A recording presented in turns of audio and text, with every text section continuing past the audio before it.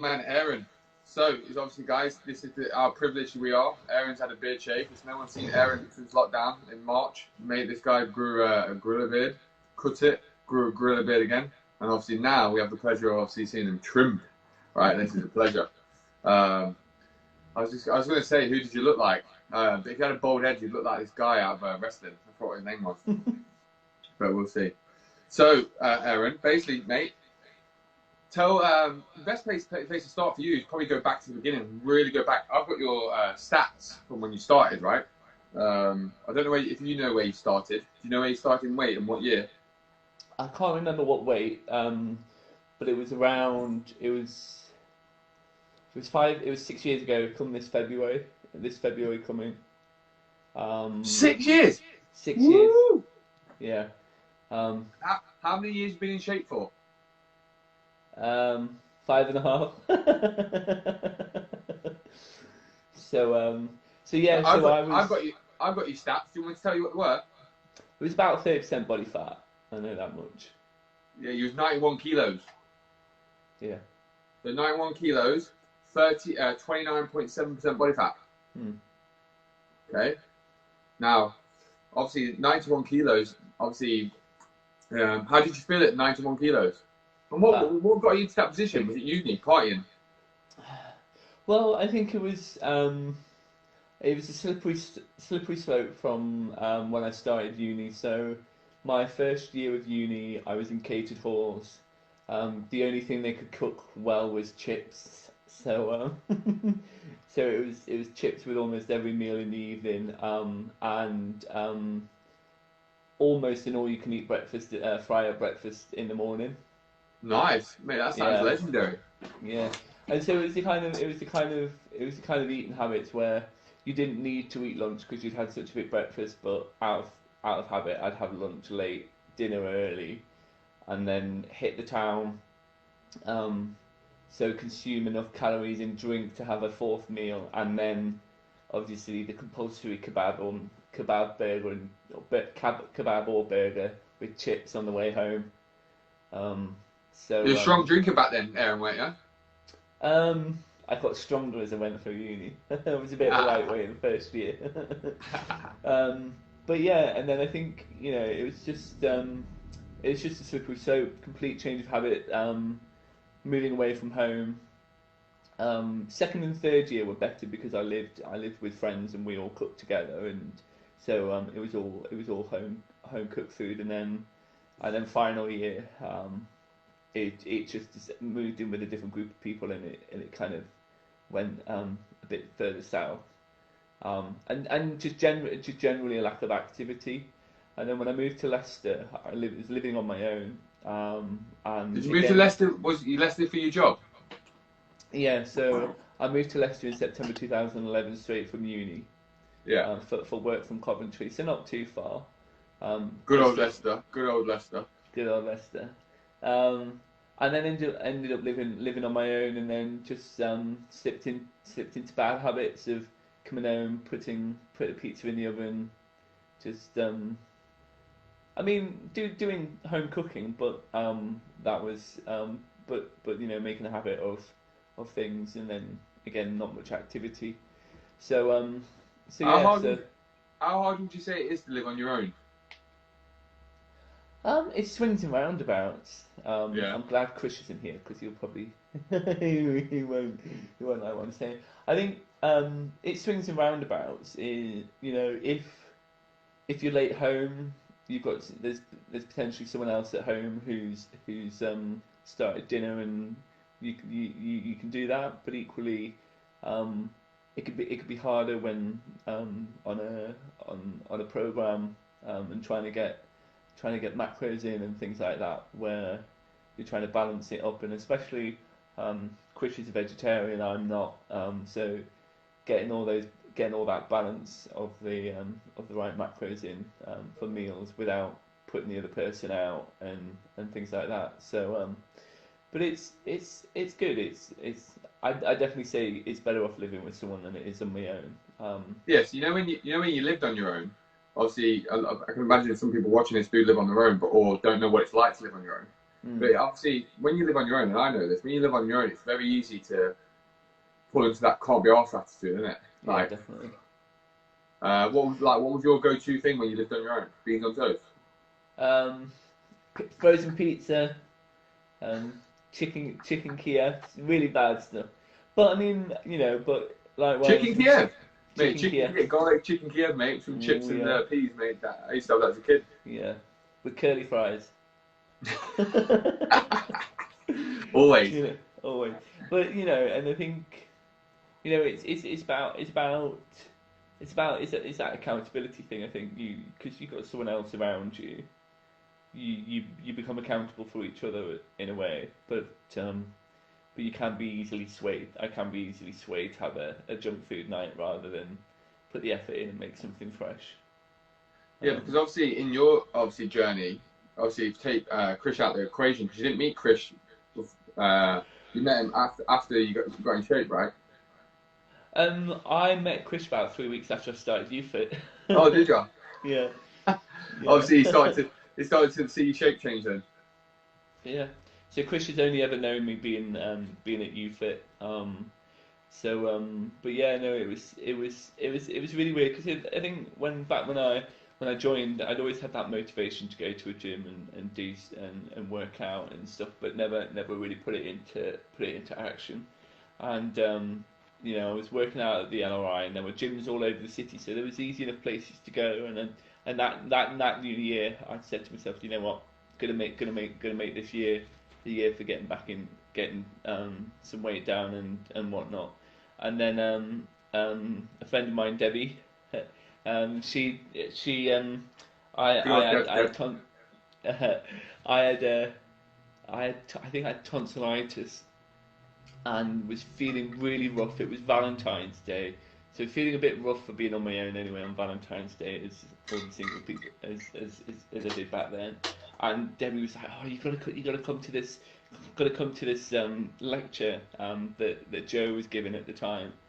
And I said, "Oh, okay." So I dragged myself out of bed, went to this lecture, and it was just like the kind of the motivation I needed and me.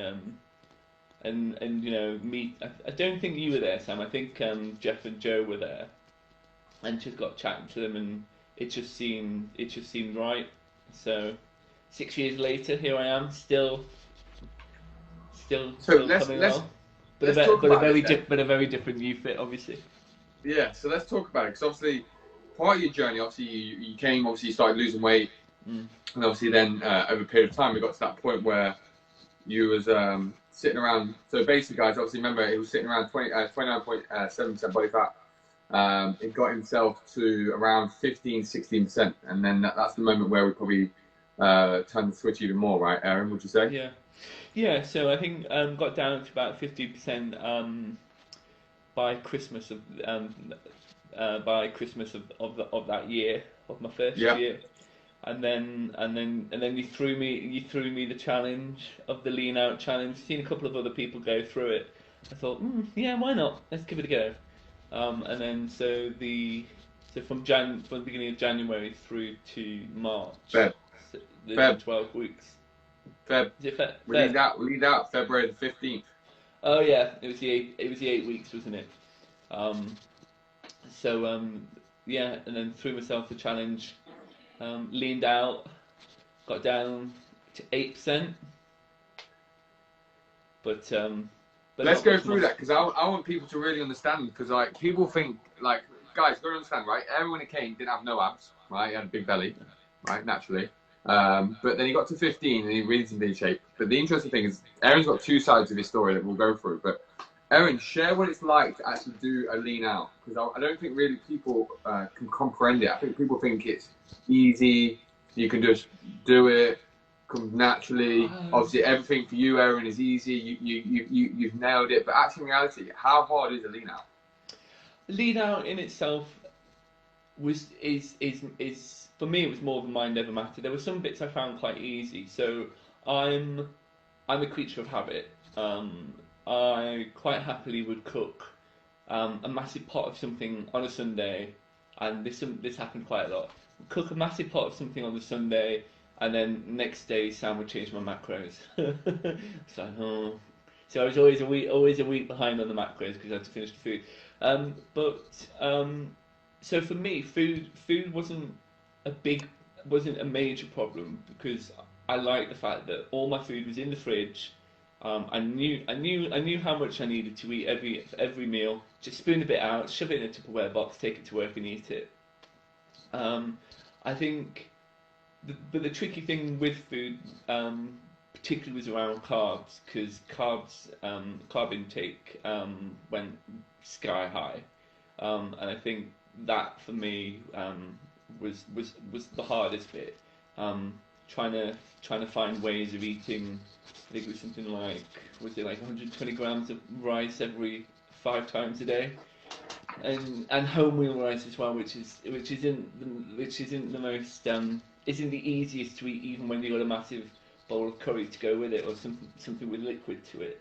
So I think that was hard. The workout sessions were mega. They were good. They were really good. You really felt like you were making progress. But I think it was going 5 times a week to train, 4 to 5 times a week to train, and focusing on different parts of different body areas on each session was interesting. But I think where it started to really get hard was towards the end, when everything started to really cut down, and I think a little bit of a wobble around 4 or 5 weeks when I thought, oh goodness me, how can I keep this going? And then the last week was insane when everything came down every day, and it was something like 250 mils of water in one day. With the day before my lean out, that went out the window. I was just too thirsty, so I think I probably did about a litre of water in that day. But so I think for me, it wasn't, the food side of things wasn't too bad. And at the time as well, I was working in an office. I had my own office at work, and I stopped carrying my wallet with me as well. So it meant that I didn't. Do you remember that time about the Freddo? Oh yeah. I managed to scrounge. I think there was enough copper change in my top drawer to afford something like a 30p Freddo. And I can remember feeling so pleased that I found all that money, but also so guilty at the same time that I'd eaten a small Freddo out off the program. But I think it was the fact that I was in an office on my own. I wasn't there weren't the temptations around me. There wasn't someone's birthday bringing in a cake and all of that stuff. And I think and that for me made the journey a lot easier. And knowing, and I think as well with the lean out as well, you see results week on week. You see results. I saw results before, but you didn't see the rate of change like you do with the lean out. So for me, losing 2% of body fat in 1 week, just because of all the sessions, I think you see that progress, and it motivates you a lot more. So I found that great encouragement, and also the promise of a cheesecake as soon as I finished the lean out as well. But guys, obviously Aaron's getting insight, and obviously just to follow on with that, by the end of the actual goal, to some degree, his photo shoot, which we'll talk about, he was doing nearly 9 hours of exercise a week, right? So therefore, you've got to understand, sometimes it's applicable, sometimes it's not, and you have to obviously look at that. And obviously remember, sometimes when you see these Instagram poses and models on Instagram, 9 times out of 10, guys, the pictures they take are phenomenal. They probably took about 100 pictures and use them all year round. But to get to that state, it requires a lot of mental resilience. Aaron talks about the Freddo, right? The Freddo is where the brain's taken over. The training volume's high, the food's low, but then the body's challenging it. That devil on his shoulder is like, just give in. Right? You've got to understand it. It's, in essence, it's the lean out. You can learn a lot about yourself. Not only do you learn a lot about mentally, because ultimately your mind gives up for your body, right? In most cases.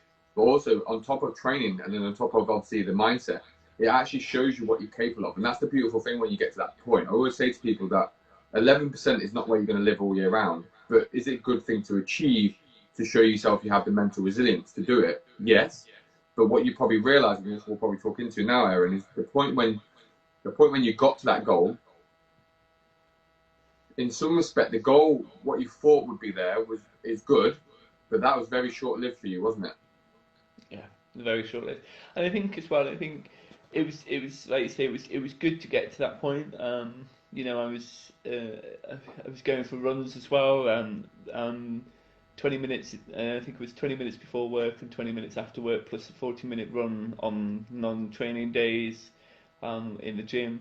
And I think the thing with the lean out as well, it might be hard on you, but I started to notice the impact it had on other people around me, because I Oh was wow, that's a becoming good point. because I was becoming very. I had to stick to the routine. I had to stick to the macros to see the results, and you know I like to go out and socialise with friends, and Chris and I would want to go out for dinner, and not drinking, and but I think BS, the beer was BS. the easiest. The beer was the easiest thing to give up. Actually, I think when I going back to when I first joined, and Joe said to me, you know, okay, the quickest thing you could do is cut the beer out, and I thought, okay. And then a couple of months in, I thought, right, I'm gonna see if I can go a whole month without any alcohol, and I did it, and I thought, okay, let's just keep going, and at that point is when I really started to see what coming off.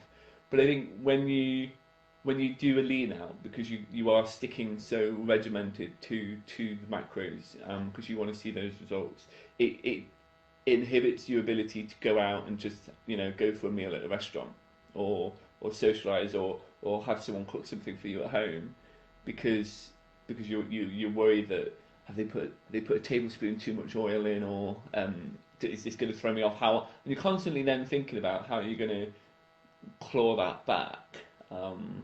So I think it was a good challenge. It was a good challenge. I really enjoyed it. I loved what I felt like at that point. But actually, you know what? I wasn't happy with the impact it was having on my life around me. So I needed to find a better balance. And you know, to be able to have a Freddo every once in a while and not feel too guilty about it. It's cool though, isn't it? Because like you said, the impact on your family, for example, and for people around you, like obviously you had a good support network, but it's not to say it doesn't take its tolerance, right?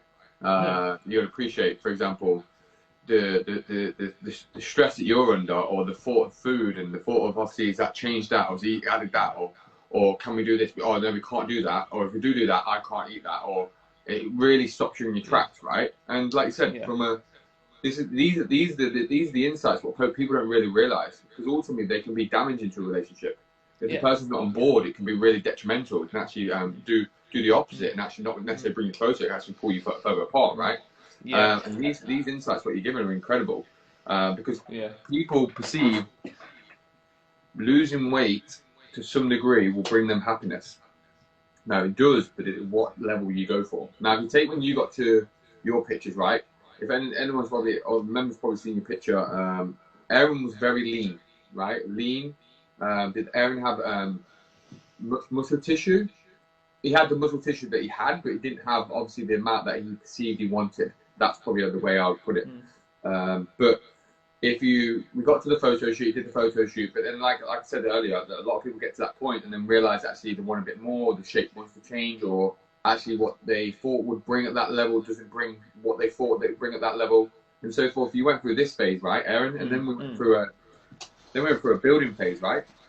Yes. And I think in comparison, the building stage and the maintenance stage was a lot harder. Was a lot harder. Because, you know, actually, let me just say this, Darren. You know, obviously, you lost basically to get from where you were to get where to lean. You lost 35 pounds. That's a lot of fat, right? Yeah. A lot of fat around your belly. Where on your legs? Your legs are solid, right? And your legs have always been solid. But yeah, and I think, you know, it's good. It was mentally rewarding. But it made me rethink what I wanted to do, and I thought, you know, if I could do a lean out, then I could apply that same mental discipline to something else. And maintenance and building has been an uphill struggle. The thing is, though, that right? That's what I said to you, right? I said it's going to be challenging. And one thing what I'd probably say about yourself on the training front, Aaron, is that over time, over the course of the start to your lean out, what you developed was a lot of mental resilience to training. Your ability, if people have seen Aaron push, when Aaron's injury free, let me put it that way. That's a good way. That's a good when Aaron's injury free, guys, you probably will have seen him train, the members especially, and you've seen the intensity he pushes at. The thing is, with what I'd probably say about Aaron, he doesn't know his off switch. The only off switch is when the body fails, not necessarily when his mind fails, when his body fails. If anyone's ever seen him do split squats, right? Obviously, everyone's seen his ass. His ass is like flipping J-Lo, right? Everyone, trust me, if I took a picture and just showed his lower body, it would look like a woman's ass. Everyone would love it. But in terms of his ability to train, it was phenomenal, right? And that's probably the credit what Aaron needs on that front, because remember, to lean out, you've got to obviously do all the bits and bobs, but training is still important, right? At the end of the day, you can do the food, but if you train like a pussy, my French, you still ain't going to get it. And Aaron trained like it meant something to him. So the training is always important as well, just as long as the food, the intensity's got to be pushed. And then that's when we went to the building phase. The building phase of it, and like Aaron said, it was a lot harder because over the building phase, Aaron, obviously your shape starts to change. But where did the food volume get to? The food volume was exceptionally high, wasn't it? It went insane. The carbs. I think actually the rice was more. The rice was more of an issue in the building phase than it was in the lean out. But yeah, it was hard. And I think like you said, I think I've been unlucky enough to have had a few injuries, and it's all been in the areas that I want to build. So upper body. And there was one unfortunate occasion where I ended up in A&E because my shoulder just locked. I was in the shower, and luckily Chris was in the flat. I was still living in the flat at that point, and my shoulder I just twisted to pick something up, pick the shower gel up in the shower, and my whole Mate, you don't even say that on TV. Twisted to pick up the shower gel in the shower, and twisted and everything just locked up. Could barely move. Ended up in A&E, and then walking away with a prescription for Coldamol, and knocked out for 3 days just because it was so bad, couldn't move. I think that's the downfall of training hard, though, isn't it, as well? So when you train hard, the thing is with training. Obviously, guys, when we talk about his food, just on that note, on his food volume, it was probably eating in excess of nearly 4,500 calories a day. Right? Now, some of you need to attempt to compute that. Now, we're computing that, not gaining, we're attempting to gain minimal body fat, but muscle tissue. Right? So if he would have trained really softly, he would have gained a lot of fat very quickly. But his intensity of training allowed his body fat to creep up gradually, but whilst gaining mass. But that's eating 4,500 calories to gain tissue. That is phenomenal amount of food, right? Most of you will probably have that amount of food on a Saturday on a binge, right? Try having that food on a day-to-day basis. You don't feel hungry, right? You don't look at food in the same way. Rice looks like rice. Sweet potato looks like sweet potato. Carbs look like carbs. In essence, it's very challenging mentally. And from a training perspective, what Aaron was talking about, like I said, about training intensity, yeah, injuries follow. And the interesting thing is, the reason why probably reflection injuries follow is because what we really negate is the recovery element, right? If you're training 4 or 5 times a week, the recovery element, or the massages, the releasing, the tension that's building up in the body is phenomenal. And that could probably add to that movement, right, Aaron? Would you say? Yeah, I think that's it. It's I'm always hesitant. Being brought up in the north, I'm hesitant to spend money when I don't need to. But that's a good thing, though, right? But that's a good thing. That is a good thing. But I think hesitant to the effect that you pick up an injury and you think, oh, I'll just give it a couple of days, see if it'll shake off, and before you try and get any treatment for it. But actually, you're in pain for that. You're in pain for that time. You can't do things. You can't move. You can't train, and it takes its toll on you.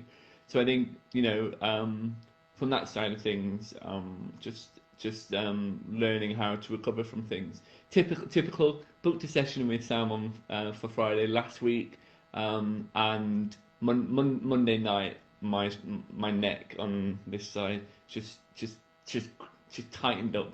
I think my neck had been listening to Sam saying, "Oh, yeah, we're gonna beast it. We're gonna absolutely go for it. We're gonna have a cracking session. You won't be able to move for days afterwards," and kind of thing, because you'll be so sore from the training and all of this. My neck heard it and thought, not having any of that. Clock out now. And the first thing I did in Tuesday morning, when it wasn't, was Isabel, can I have a session? I need to come over, and then we got the sort of, well, what have you done this time? But yes, let's get it.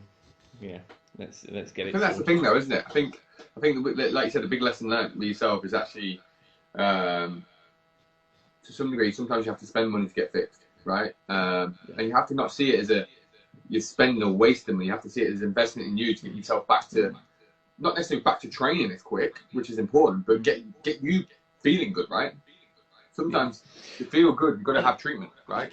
And rather than, like you said, delaying it, you could have delayed it and waited 2 weeks and then started treatment, and then before you know it, you wasted 2 weeks. Yeah.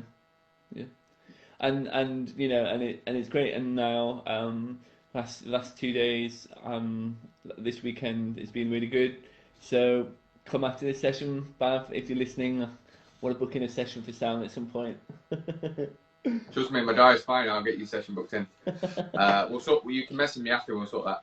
But in terms of obviously the where you are now, then Aaron, obviously you guys, you've got to understand, right? So Aaron went on a building muscle phase for a good. Remember, he got in shape in less than a year. And the incredible thing about Aaron is his weight. He stabilized his weight a lot, and he went through a muscle building phase, and then we switched out to maintenance, and then we've gone back into strength and so forth. So it's been in the upper limit of his body fat's around 15% stabilizes. Don't get me wrong, sometimes when he has weekends away, holidays and stuff, it will fluctuate to about 18. But in general terms, Aaron's been able to look after his health for a massive duration of time, right? Which is credit to yourself, Aaron, isn't it? Sometimes, again, people get lost in this chasing thing, but actually, when you look back now, when you look back on yourself and actually look back what you've achieved, do you actually believe it? No, I think it's very easy to look at yourself as you kind of think, oh, I'm not happy with this, I'm not happy with that, but you do have to keep reminding yourself where you've been, and you think, oh yeah. I mean, just having this conversation with you now, and you think, yeah, 4 years ago I was at that, and 5 years ago I was at that, and see how things have changed, and you can see it in all my photos, when I've been happy with my results, because the first photo session that I had, first weigh-in session, and I think Joan was taking the photos, you can see I was really miserable. I don't want to take my top off. Don't want to show off stuff. Yeah. You look in the photos and you go, I wasn't happy there, but I was happy there. I've had a good week. I had a good time there, and you just hold yourself better. You're happier. And I think, that was the thing that caught me by surprise. And you think, about people's mental health and mindset of how things change. It's like, you come to a gym and you expect the physical results, and you expect some extent of the mental benefit of I feel great. But what I didn't realise was actually how much of a knock-on effect that would have on other areas of my life, relationships with family, relationship with Chris, my mindset of what I wanted to achieve at work, where I wanted to be living, what things I wanted to do with, it wasn't just living for the now and there. It was, I'm not happy with this, but I did this and I changed this, so why can't I put that mindset to changing something else elsewhere? That's a good thing, wasn't it? Because I remember obviously a lot of one-to-one sometimes they're talking. I remember the one-to-one where we talked about finance and talked about, okay, how do you structure it? How would you structure it? What's the best way to structure it? What's the best way to do this and this? And then you went away, implemented it, and obviously then that's a process you still do now. And then obviously on top of that, we talked about job roles and we talked about, okay, where you want to be, where you want to get to, what you want to earn, and down that route. And we had a conversation recently. Obviously, the thing what you've learned with confidence, right, from changing shape, but confidence is asking, right? Asking the question rather than actually being the person that sits on the sidelines and doesn't ask anything or afraid to ask something. You're actually quite forward and going, so when's that job promotion happening? When's that happening? What's next in my journey? Where do you see the next steps for myself? You're quite very vocal about that because obviously you have the confidence is there, right? Yeah. Yeah, and I think I think it has given me that focus. It has given me that drive to think, well, if I can better this part of my life, why can't I do it here? In a job that I really enjoy, working with people that I really enjoy working with. In case any of them are watching, I don't know. But moved out of the flat, got outdoor space. Okay, I'm living in Shropshire. Bit far, bit of a trek from the gym. But it's about But that's the making same. It's the compromises same and thing, balancing things up. You say it's a trek, right? But the thing is, for example, you obviously moved into that flat. You did all the housework yourself, really, pretty much, didn't you? Right? You did this. Obviously, you did a bit of tiling, bit of plumbing. Again, I'm never doing plumbing again. Yeah, I agree with that. Yeah, I agree with that 100%. The tiling, though, I'd go all day on the tiling. But the thing is, like you said, the interesting thing, obviously, where you live, but where the gym is. Actually, the thing is, though, it didn't stop you, right? And the thing is, you still train 4 or 5 times a week. And don't get me wrong, we've had conversations probably last year where we talked about the lifestyle that you probably want to aim for. Where's that lifestyle? Where does training sit in that lifestyle? And then we've always landed between 3 and 4 sessions a week, right? So thinking logically, right? I've had a calculator now. Wow, if I did like 3 times 12, 3 times 52 times 6. You've done probably more than 936 sessions, right? Yeah. That's absolutely phenomenal. Phenomenal. And that's like, guys, I'm not saying he's gone to the gym and then like gone on a treadmill and walked on a treadmill and then classed that as a tick. I'm not even saying that. I'm saying this guy's 936 sessions minimum and smashed every single one of them, right? And that's credit to yourself, right? Because guess what? You're still where you are now. Yeah. So, Aaron, I've got some questions for you because I'd like to know obviously some of your struggles, and I know obviously from where we are now and where we've been and stuff. It'll be interesting to see what your thoughts are. But probably the most pressing one, really, if you can just talk about it. How would you say you've been in lockdown? What would you say has been the biggest challenge, obstacle for yourself?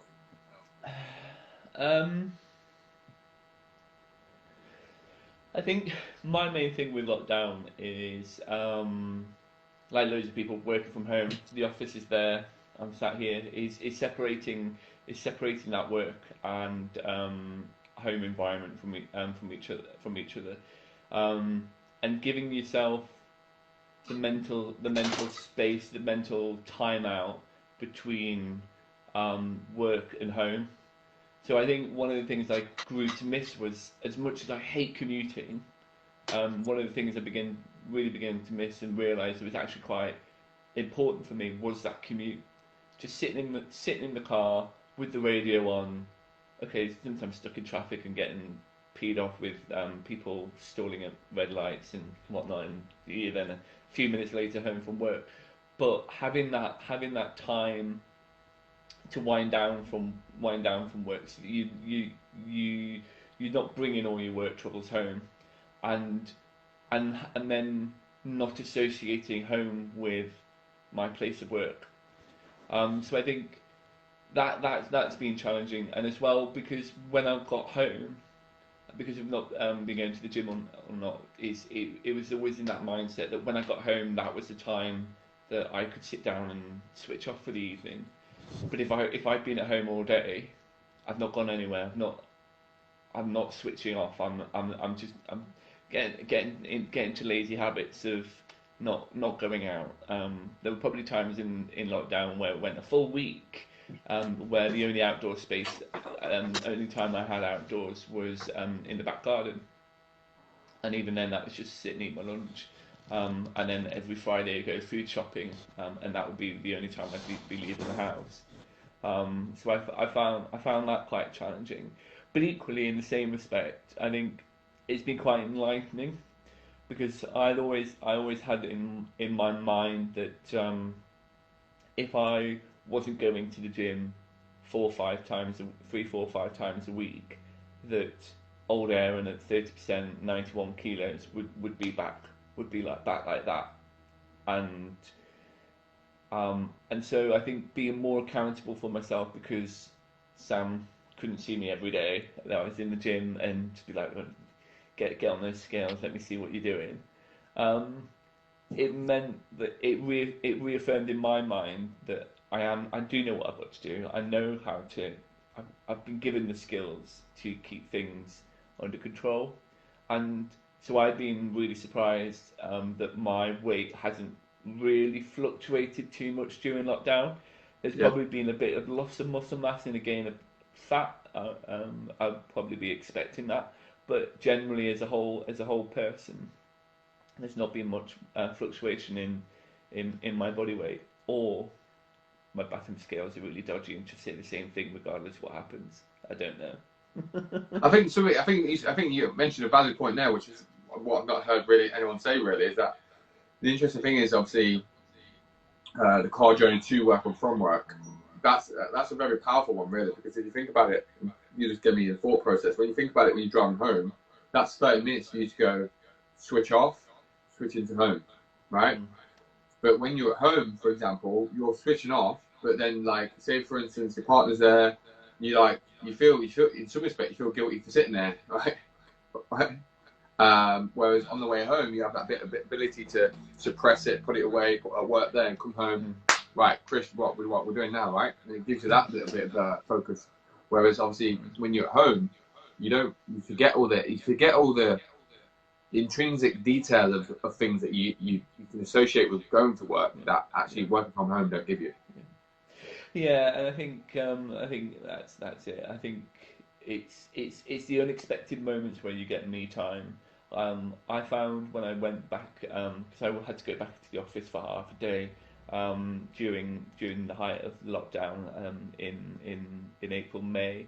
I found it more isolating being in the office, because it was an environment I associated with about 50 odd people in a big open plan office, and then I was on my own. But since going back to the office and more people being around, it's been quite nice, and just having that social interactions. Although saying that, I do miss coming to the gym. I miss the morning crew in the morning, but I don't miss getting up at 5:30 every morning to get to the gym. But that's an interesting thing, right? You don't miss it, but you know you need to do it, so you still do it anyway. Yeah. Right. Yeah, if you could, what time would you train? 10 o'clock every day. Just be a man of leisure, no job, no anything, and just waltz into the gym once I've had a good morning, nice long lie-in, and just take life a little bit easier. But I think the thing is what you mentioned though. The 6:30, yeah. Why in some respects it's challenging, but it's also rewarding, right? Because ultimately, at least you finish your workout, go to work, come home, and it's done. Yeah, definitely. Because where did you used to train when you first started? You trained in the afternoon. When I used to train in the afternoon, because I lived up Colchester Road, up from the Nuffield Health, off what's it called? Evington Road. Not Evington Road. I can't remember the name of the street. I've been out of Leicester so long. But where that Nuffield Health was. So it was perfectly fine for me to get home from work and then go to the gym and then come back, because that's what made more sense of a routine, because it was when I was relying on public transport at that point to get to work. No, yeah. Well, when a free bus goes. Well, I did have a car, but it was when a free bus. Again, this is the northern me coming in. When there's a free bus that goes past my front door and takes me to work, and I could sit on the bus and watch Netflix for 40 minutes while the bus took me to work and not have to pay a single penny. Come on, I'm not going to then spend money to get a parking permit to then have to drive in the car. So I'd get the bus back and then just 5 minutes to the gym and I'm there, and then I could be home by 6:30, 7 o'clock, and then I've still got the evening. That's commitment, guys. Imagine that. Get on the bus, get home, get in the bus, then get in your car, then come to the gym at that moment. Yeah, but you know, but that worked for my routine at that time. To do that now wouldn't make sense. We're living in, because office is based in Glenfield. Drive over the city in rush hour, then have an hour and a half at the gym, then drive back another 30 to 40 minutes back to Shepshed. You know, you wouldn't get home till about 9 o'clock in the evening. So losing time with Chris at home. Don't worry, mate. The gym's not that far now, mate. It's only down the road. It's only down the road. I expect you to get a 10k running and get running. Get a swim. You know, we've had this conversation. If you get a swimming pool town, I'll be there every single day. Mate, if I get a swimming pool, it means I have to charge 600 quid a month. Okay, swimming pools are extortionate. Right, here's a question for you. What has kept you fit for the length of time that you've been a member? Oh, interesting. I think there's a couple of things. I think I touched on it before. I think an element of it was, if I leave, I'll get fat again. So there was that side in me. But I think the other side of it is it's just like the quality of the coaching, the quality, the effort, the time that the team put into clients. I could quite easily feel, being a member of UFIT, that you forget about the other 100 and however many members, because it feels like when I'm there, nobody to the coaches, nobody else matters other than, I mean, everybody matters, but you feel like you have that dedicated time, that attention, that the effort that everyone's putting into investing in to get you to where you want to be is really good. You feel like the centre of the universe kind of thing, even though you know you're not, because there's other people around you all getting the same kind of treatment. But that kind of dedication and support from the coaching staff and Bav, when she says, "You've not had any sessions for a while, let me book you in a load of sessions," and before you know it, you get the hundreds of text messages that come through confirming all your appointments and everything. It's nice when you got a PA, isn't it? That's like it PA. is, yeah, it is. But you know, and so I think there's that kind of thing as well, and I think it's nice to see a lot of people on a similar journey to you, people that are further ahead in their journey, people that are starting up where you started off, and everybody's sort of motivating each other, and there isn't the embarrassment, the fear that you have with being able to approach someone and talk to someone else about their journey, and ask for advice and guidance on how they dealt with things. It's been really good. So yeah. Good. Next one. What's been the most memorable moment of your journey? I think just because it was such a pivotal, really iconic moment was that lean out, that lean out session, and enjoying that photo shoot that I had in the gym.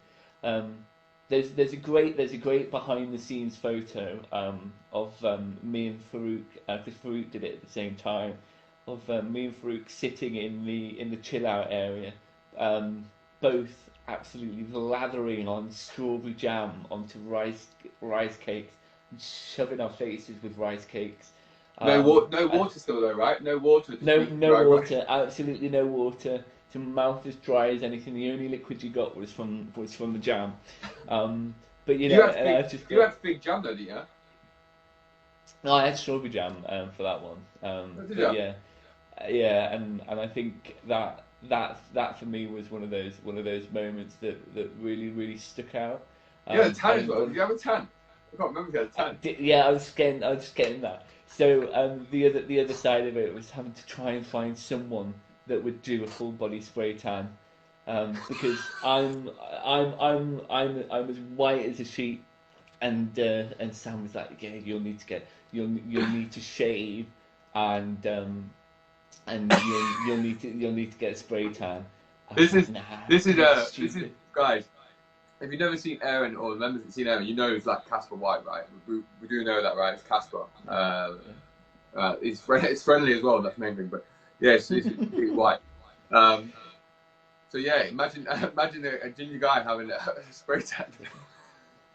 And it looked so unnatural. It looked so unnatural because I remember right thinking I think it was Saturday morning that I did it. Did the lean out, and I thought, right, I can't go to work with a spray tan because I had the week off after the lean the week off after off from work. Chris and I were going away. I thought, right, I'll take the spray tan on the Friday or the Thursday night or something really as close as could would let it settle. But but it looks absolutely fine in the photos because all the lighting was right and everything like that. But as soon as it came out and you caught like your short line, your waistline, and you pulled it down a little bit, and it was like blooming heck. And I was like this bright orange tangerine for about a week afterwards. My face. There's Chris took a photo of us. We went for a walk after the lean out photos, and my face was just a completely different colour, and it just looked awful. Just looked awful. But it was good fun. I really enjoyed it. I thought you were bluffing when you said you're gonna need to get a tan. Like, nah, don't be stupid. Don't need that. At least you did it. That's the thing, right? Like, guys, the thing with Aaron, when you tell him to do something, he just does it, which is really nice. I kind of look at you as just to say, are you being serious? And then you've either got a very good poker face or you're telling the truth. So I generally go with it. I'm good. I've done this game too long. Hmm. Right, next question for you. How do you overcome challenges now? So how do you overcome challenging obstacles? How do you like see it? Do you assess it? Do you step out yourself? How would you say you look at challenges now? I curl up into a ball and cry myself to sleep. No, just kidding. You can do. It's always helpful. No, I think I think I don't I don't I don't think of them as challenges. I think I try and I'm a very positive person. I'm always very much the glass is half full rather than half empty kind of thing. The beer, you mean? Beer, So the beer. the pint of beer. Yeah, The pint's half full. yeah. You're making me sound like I'm an alcoholic, Sam. Mate, I just know. I've just seen pictures, and I know from our conversations when you're on it, you're on it. When next year comes, like next summer, like COVID's hopefully not here, you'll be like, fuck it, yeah. Go pints of beer down it. No, Especially with your uni mates. Yeah, it doesn't happen too often. Unfortunately, at the minute they've all started having babies now. So Oh, yeah. But anyway. So I think in terms of challenges, I think they're it's think of them as an opportunity to prove yourself that you can do something. Why settle for someone? Why settle for something that's a blocker? Why limit yourself? If someone says you can't do that, and go, well, okay, the stubborn side of me is gonna go, well, I'm gonna do it. I'm gonna prove them wrong. I'm gonna go and figure it out. And I think in order to do that, I think you've got to be open to suggestions. You've got to be open to advice and guidance, and that's why you have the one-to-one sessions. If I said to Sam, you know what, I want massive pecs, then we'll go, right, okay, how do we get to it, and things like that. So I think it's yeah, all areas. I think, like you said, it's being open to the obstacles you face, right? But the main, probably what I would say, give you some credit, is that over the course of the years, your awareness to either issues arising or obstacles that are going to become apparent, you act on them quite soon, right? I know when we've had one-to-ones, when we talk about personal things, we talk about life, we talk about obstacles, but actually you're very much aware that you're not afraid to vocalize that either. You're very much a truthful person to yourself, and you go, "This is how I feel. These are the obstacles that I think are going to happen," and so forth. So you're very much in tune with what's probably going to come. But I'd say you equip yourself before it's happened as well, which you're good at as well. Yeah, definitely. Because sometimes, remember, the hardest thing is for most people is looking yourself in the mirror and being truthful, right? We only have one mirror in our house, and it only captures from there to there, and it's above the bathroom. So so I keep getting reminded of we need more mirrors in the house. But yeah, mate, I'm going to be honest, right? Some of the things like you bent down, pick soap, and then now you got a mirror that shows this part of yourself, mate. What's this? What's it? I don't get this bathroom. This bathroom sounds like it's 50 Shades of Grey. No, it's not even a normal bathroom. Well, when I bent down in the shower to pick up the shower gel and did my neck in it, that was in my old flat. That's not here. Oh, I'll let you off there. I'll let you off. Yeah. There's a list of little jobs that we've been ticking off ever so slowly, to get things finished. Mate, I think you need to pick up the pace personally. Chris is nagging me to do that anyway. So you should. Yeah. So, what would you say your diet is now then? Mainly veg? It's predominantly vegetarian, to be honest. It makes it easier when living with a vegetarian to eat that way, and then you're not having to cook loads of different meals. But then the way I sometimes generally lunch during the day is generally the meal that we'll do two separate things. So I'll generally if there's going to be a meaty meal, it will generally be lunch. But the other little tricks that I do is just like having like some cooked roast chicken in the fridge in a Tupperware, and then when Chris has made something vegetarian, I just chuck a bit of chicken on top of it to get that extra protein. But you know, I don't have a problem with vegetarian food. I draw the line with vegetarian food when it's supposed to be, something. It's supposed to be meat. Why have vegetarian food that resembles meat product? That's my personal view of it anyway. That's his opinion, guys. No one come on here and give him a slap. In terms of obviously lunch, give people an idea what you eat for lunch, because it's actually normal, right? I'd class your lunch normal. What do you have? The sandwich bag of Chris in it. Yeah. At the moment, it's kind of it'll be like a cured meat sandwich with salad from the garden. Salad from the garden. Yeah. Green fingered crispy grown vegetables and stuff. So we've had plenty of lettuce and beetroot and stuff from the garden this year. No tomatoes or cucumbers, they didn't grow this year. But yeah, just some cured meat with tahini. That's what I've learned in lockdown. Tahini spread on as a spread in a sandwich. Oh, absolute killer!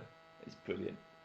So, but that's the thing, guys. If you're looking at his lunch, like, and get it across. Remember, sometimes look, you don't have to make it complicated, right? You just have to make it simple, but yet effective. That one, you enjoy, but two, you understand, right? You don't have to make it too complicated. Remember, everyone probably will go back to eventually hot meals and cooked meals, maybe, right? Who knows? But at the same time, just don't have to make nutrition that complicated. And I think one of the things as well with food that I've sort of learned about, there's no point depriving yourself of certain things. And I mean, okay, if you're leaning out, then there is a you do deprive yourself of certain things. But the thing is, if you start to deprive yourself of things, then your body, I find that I start to crave things, and then it makes the mental challenge of doing something a lot harder. So I'm a chocolate person, so I will find ways of I'm going to make no apologies of that. I will find ways of incorporating those things that I enjoy eating, but in a way that's sustainable for what I want to achieve while working out. But if I just go complete cold turkey and said, you know what, no chocolate for the rest of the month, I know that within a couple of days I'll be like, I know I shouldn't have it, but I really want some, and then I'll feel guilty for having it because I know I set myself the challenge to say I'm not going to have that. So things in small moderation, small bits, hit and working them in is kind of the trick that I've worked out with it. Of course, sustainability, right? Sustainability. How can you have a long-lasting life but create it sustainable to match what your goals are right now, but to match where your health wants to be, right? Yeah. As long as your health's good and you've got that under control, then naturally you're going to be fine on the rest of the avenues. Yeah, definitely. Cool, right. Does anyone have any questions for main man Aaron? Because obviously Aaron's just chilling, but he's got to have his lunch at some point. Yeah, before the nieces come around this afternoon. Oh, nice. That'd be nice. Yeah. Chilling. Chris's brother-in-law phoned up and was like, please take them. Please take them. I was like, we'll have them for the afternoon. Trust me, when Noah's a little bit older, I'll be ringing you up saying, can you do that for me? I'm going to pull on all the clients. Right, guys. Right, what day do you want this? What day do you want Noel? Do you want Noel on Monday, Tuesday, Wednesday? So, okay, I've got a client for every day of the week. Oh, this is perfect. You need to set up your daycare. You need to set up UFit daycare. Hey, I'm looking at UFit, a lot of UFit things at the minute. I've got to slow down. I've got to build what I need to build, then build the rest. But right, one last thing. What would you say to anyone, Aaron, who was probably in a place like you when you first started? What would you say to someone like that who knows they want to get a handle on the health, but in fear of it or feeling obstacles or challenges? What advice would you give them? I would sort of say what you got to lose. What you got to lose for trying.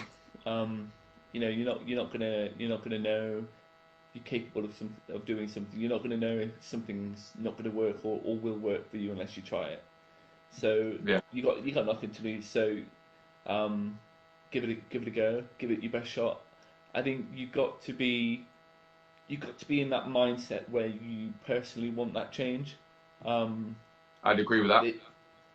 You can't do something because someone's telling you to do something. You've got to be motivated in your own skin to do what you want to set out and do. And I think it's surround yourself with people that are going to be that positive influence. And I think I've realised I possibly wasn't the best influence on some people when I first started. Became a little bit preachy. Oh, you shouldn't be doing that. You should be doing this. But actually, everybody's at their own point in their journey. So it's about surrounding yourself with people that are going to have a positive impact. It might if it's people that are going to try and drag you out to the chippy every afternoon for fish and chips for lunch. Then you think actually I might enjoy being with them, but if they're going to try and drag me down a path that I don't want to go down, you kind of got to reevaluate a little bit of how you interact with other people. So equally, surround yourself with people that are going to encourage you, coaches particularly. There's no point lying to coaches. They're going to figure it out. There's no point twisting the truth. Be open, be honest. If you've had a cheat meal, we all cheat meals. But work on ways to be open and honest, and you'll get it. I think that's the thing. Don't be afraid to ask for help. I think that's it. I think it's being honest. I think two things. One, change because you want to change, not because someone's telling you to change, is very important. Because what happens is you'll be resentful of it. And the second thing, like you mentioned, be honest. Be truthful 100% truthful to yourself and your behaviour. The things you do with food, alcohol, maybe fluid intake, whichever it is, just be completely honest. Because actually, the moment you're honest with yourself, 100%, is the moment you'll change. So yeah. Right, main man Aaron. He's been an absolute legend. I think you're frozen, or you're just sitting still. Can't really tell. I think he's frozen. Aaron. Guys, there you go. Right. Peace out. Aaron's frozen. Later.